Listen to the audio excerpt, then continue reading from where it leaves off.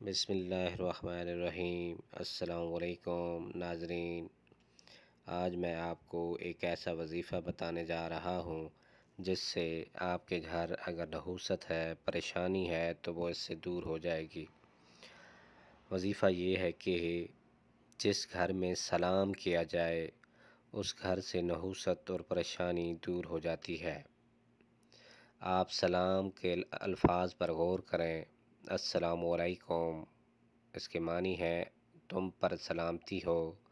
جواباً جب دوسرا سلام کا جواب دے گا وعلیکم السلام، اس کا مطلب ہے اور تم پر سلامتی ہو۔ اب دونوں کے معنی پر غور کریں، ایک دوسرے پر سلامتی کر رہے ہیں، سلامتی بھیج رہے ہیں۔ جب ہم ایک دوسرے پر سلامتی بھیجیں گے تو انشاءاللہ ہمارے تمام بگڑے کام، پریشانیاں، نحوستیں ختم ہو جائیں گی، دور ہو جائیں گی۔ تونگری مالداری کے دروازے کھل جائیں گے، رحمت کے دروازے کھل جائیں گے۔ ایک مرتبہ رسول اللہ صلی اللہ علیہ وآلہ وسلم کے پاس ایک صحابی رضی اللہ تعالیٰ عنہ آئے اور کہا کہ میرے گھر غربت نے ڈیرے ڈالے ہوئے ہیں۔ آقا صلی اللہ علیہ وآلہ وسلم نے فرمایا، جب تم گھر جایا کرو تو سلام کر لیا کرو اور ایک دفعہ سورۃ اخلاص پڑھ لیا کرو۔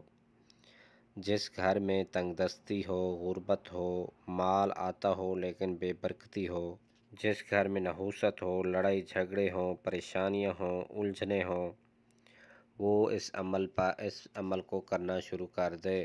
انشاءاللہ اس کی تمام پریشانیاں، نحوستیں دور ہو جائیں گی اور گھر میں برکتیں ہوں گی، خوشحالی آئے گی۔